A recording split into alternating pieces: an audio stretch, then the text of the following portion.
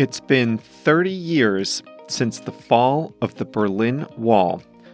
Hi there, thanks for joining us once again for Plain English. I'm Jeff, JR is the producer, and you are listening to the best podcast for learning English. Today is episode number 213, and that means all our resources are available to you at plainenglish.com/213. And just as a reminder, the resources include a free word-for-word transcript, and Plain English Plus members have access to video lessons, translations, flashcards, and the fast version of this exact episode. Now, coming up today, German Chancellor Angela Merkel and other leaders from Central and Eastern Europe celebrated the 30-year anniversary of the fall of the Berlin Wall, the concrete and barbed wire barrier that sliced through Germany's capital for 29 years. The expression we're going to discuss today is to take something for granted, and since it's Thursday, we have a song of the week selected by JR. Before we start, I wanted to say thank you to all of you who have responded to my emails lately.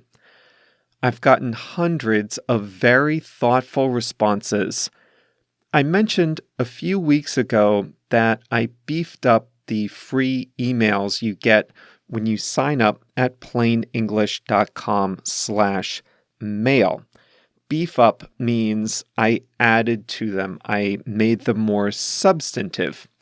So if you're on that list already, you either are in the middle of getting all the new resources or you're going to get them in the next week or two.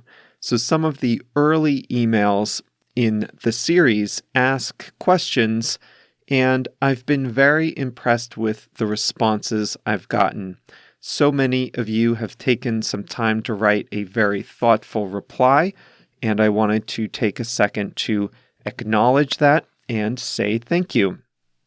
Now, if you're not yet on the list, I would like to ask you to join.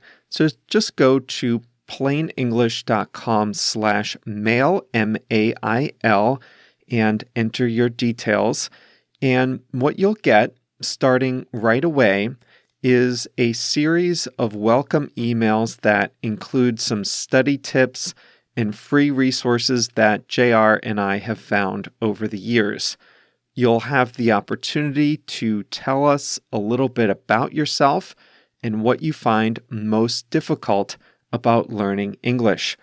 And of course, you'll get the free episode resources that come along with each episode on Monday and Thursday mornings. So come join us at plainenglish.com/mail, M-A-I-L, and we will be in touch.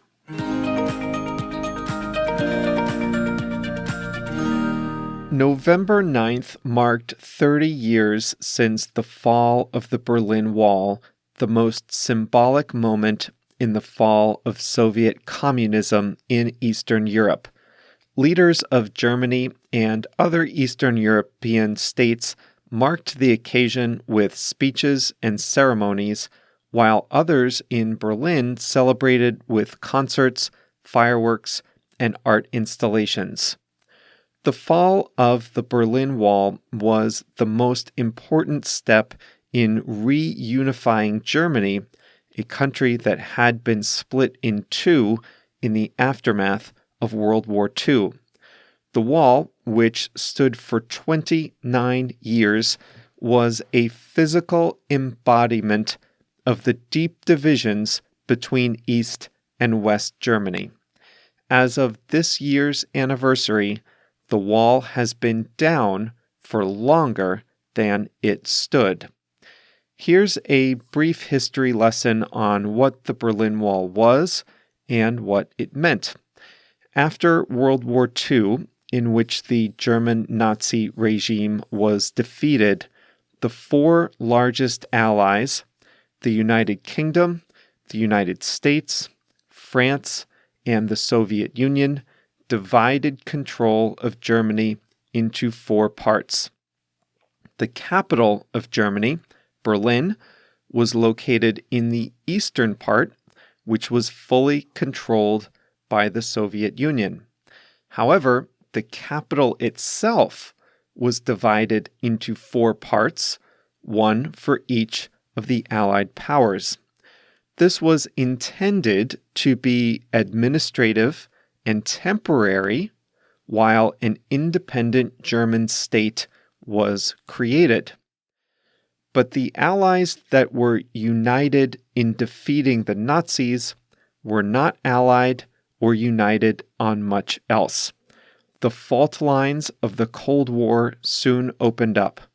France, the US, and the UK were on one side of an ideological divide. The Soviet Union was on the other. Soon, the four-way administrative and temporary split became a two-way permanent split. In 1949, two Germanys were established.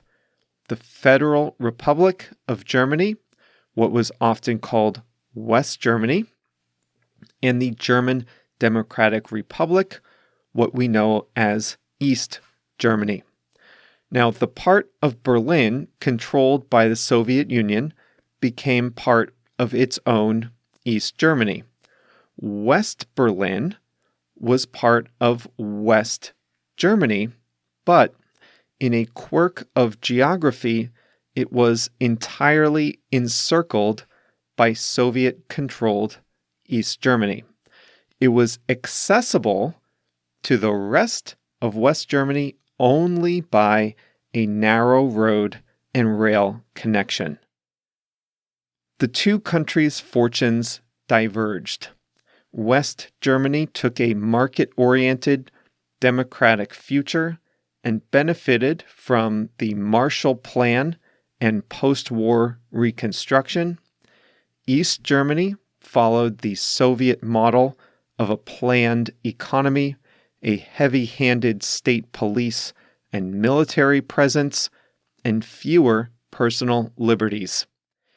As the years went by, many East Germans wanted to emigrate to West Germany, but the Soviet Union soon put up a hard barrier between East and West Germany, restricting movement between the two sides. That left Berlin as the easiest way for East Germans to move westward. The city was fully inside the Soviet-controlled area, and people found it easier to cross into West Berlin and then find passage farther west to West Germany. Now, the Soviets and East Germany wanted to stop that flow of refugees. So, taking direction from the Soviet Union, East German troops ripped up the roads connecting the two sides of the city and closed the border, dividing the city. The Berlin Wall, a concrete and razor wire structure, was erected in August 1961. It was soon supplemented by watchtowers, electric fencing, and armed guards. An empty zone between the two sides was cleared so that anyone trying to cross the border could be shot. It was called the Death Strip for good reason. The Berlin Wall stood as a symbol of the ideological division between Eastern and Western Europe for 29 years. Democracy and freedom on one side, oppression on the other. West Berlin remained physically surrounded by hostile territory, shut in by a 140-kilometer-long barrier. By the late 1980s, the Soviet Union's grip on the territory had weakened significantly. In 1987, in possibly the most famous speech of the Cold War, the American President Ronald Reagan went to Berlin's Brandenburg Gate and challenged the Soviet Union to tear down the wall. Movement from Soviet states toward the West had been restricted for many years, but was starting to open up. Massive protests formed in East Germany, with residents demanding the freedom to leave. In a twist of fate, the East German government mistakenly announced people would be able to leave freely. Huge crowds gathered, and border guards, in the confusion, opened the gates and started letting people through on November 9th, 1989. A group of West Berliners jumped on top of the wall and were joined by counterparts from East Berlin. The wall had fallen, and Germany was officially reunited soon thereafter. 30 years later, on November 9th of this year, over 100,000 people celebrated the anniversary of the fall with music and fireworks. The German Chancellor Angela Merkel, who grew up in the oppressed East Germany, marked the occasion with a warning that the values of a liberal democracy have to be revitalized and defended time and time again, and shouldn't be taken for granted. The presidents of Germany, Hungary, Slovakia, and the Czech Republic marked the occasion by placing flowers on the last remaining sections of the Berlin Wall. At the Olympic Stadium in Berlin, fans tore down a symbolic Berlin Wall before a game. An art installation at the Brandenburg Gate had 30,000 ribbons inscribed with memories of Berliners, and those made up a freedom cloud. Over 200 other events like concerts, debates, and lectures were planned. Dramatic television news footage from November 9th, 1989 was projected onto the face of a huge building in central Berlin.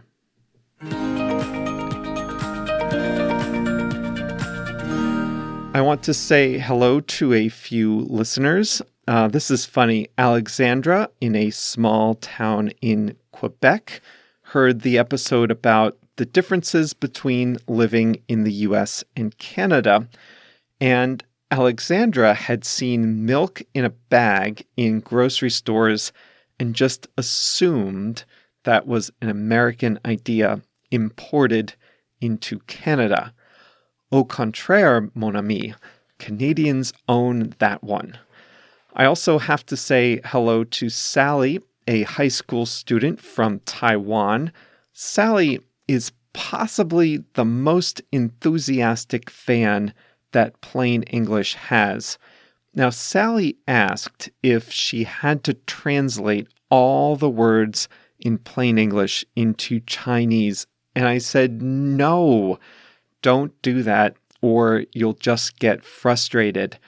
Pick a small number of words that you want to study from each episode and study those.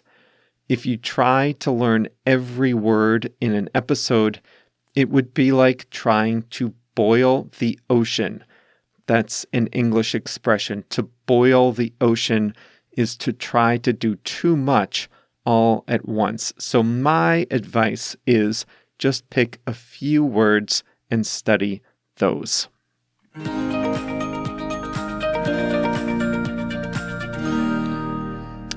Today's expression is to take something for granted, and this is a really important expression to know in English.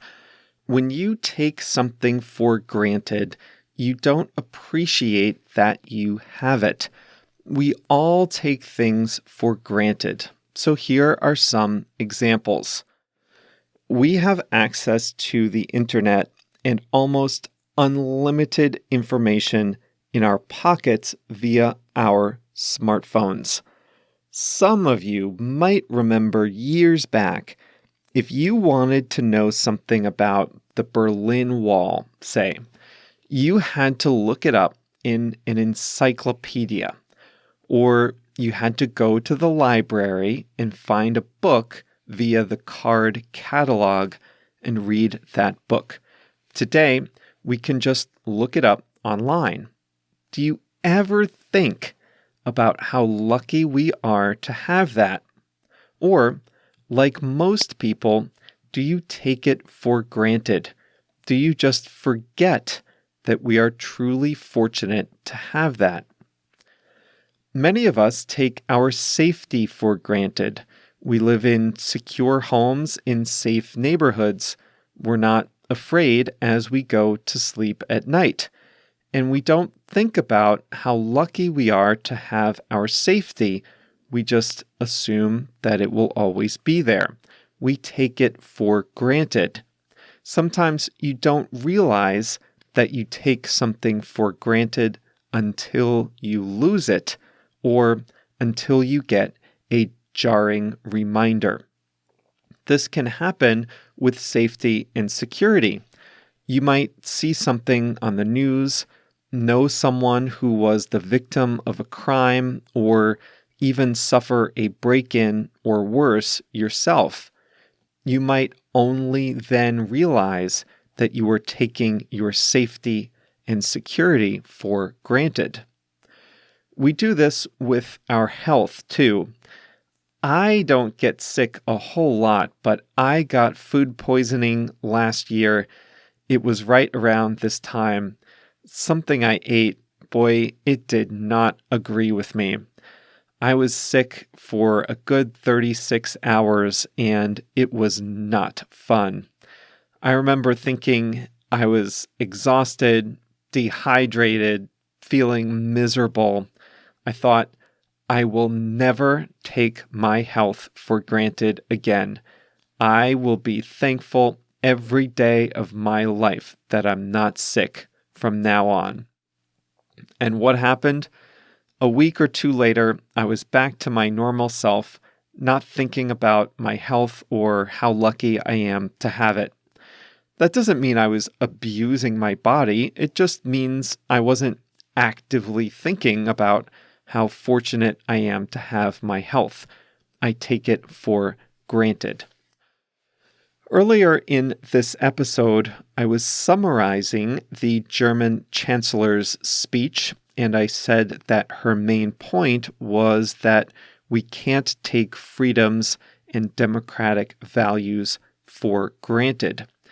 Angela Merkel is reminding us that not everyone has them, that they can be easily lost, these values and freedoms, and that we are fortunate to have them now, and we should defend them and value them. She speaks with a powerful voice on this topic. Many of the people in her audience have always lived in a free Germany, either because they were born after 1989 or because they grew up in a free West Germany. Many of the people listening to her speech take the freedoms and values of a democracy for granted. But she grew up in the oppressed East Germany.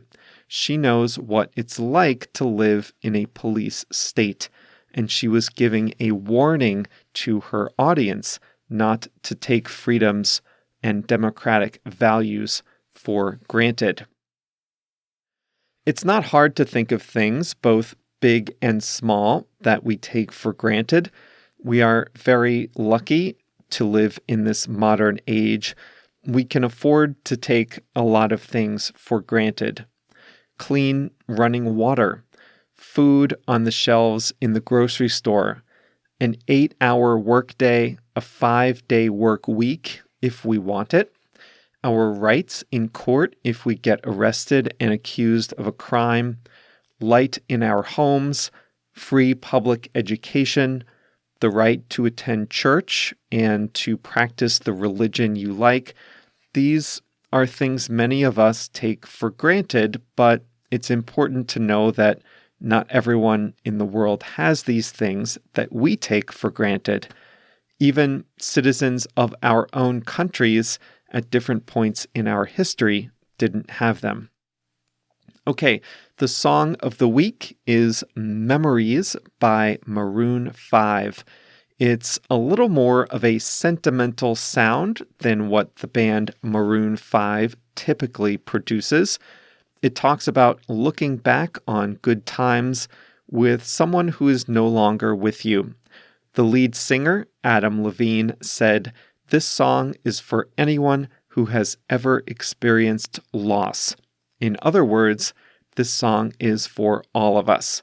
And that is the song of the week, Memories by Maroon 5. Today's show is already pretty long, so we are going to wrap up now. JR and I will be back on Monday. See you then. And if you enjoyed today's episode, then I think you'll love Plain English Plus, our new membership program. It's the best way to get even more out of the podcast you already know and love. With a Plus membership, you can listen to the fast version of this program, which I'm about to record in a minute. You can watch a video lesson with each episode. You can build your vocabulary with Quizlet flashcards, and you can use our famous interactive translations. It's a great way to build your confidence and train your ear in English.